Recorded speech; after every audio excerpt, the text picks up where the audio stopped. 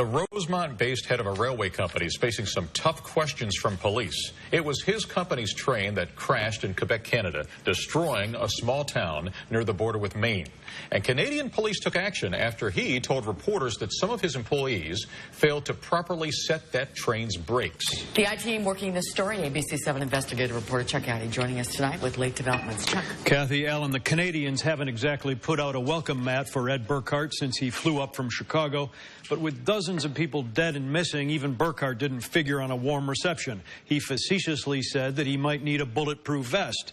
And while that hasn't been necessary, the Kenilworth resident has been subjected to obscene shout-downs from angry residents outside Montreal. Dozens of people are now believed to have been killed when this train broke loose, jumped the tracks, and blew up. Most of the 73 cars carried oil, and the blast destroyed a small eastern Quebec downtown.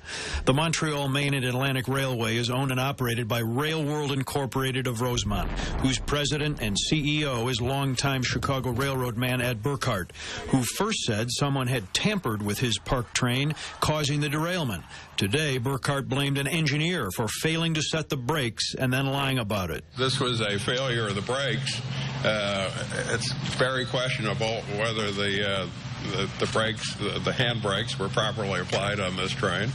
As a matter of fact, I'll say they weren't, or else we wouldn't have had this incident. As Burkhardt finished speaking with reporters this afternoon, Canadian authorities took him away for questioning. We won't comment on what we've asked Mr. Burkhardt.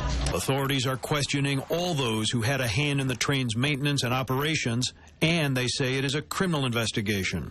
We never arrested an individual. There were information that circulated on that behalf, and this is not true. 20 bodies have been recuperated from the scene, and 50 persons are considered dead. The carnage and Burkhardt's 5-day delay in getting to Canada has made him a target of ferocious criticism and put the Chicago executive on the defensive. People say, you're trying to duck out of this. I say, no, I'm trying to be smart about how we allocate our resources.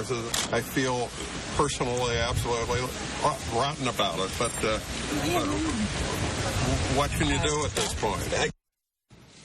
Burkhardt says he expects lawsuits to result from this, and speculation in legal circles is that litigation would be filed in the U.S., in Chicago, where judgments and monetary awards would probably be the greatest.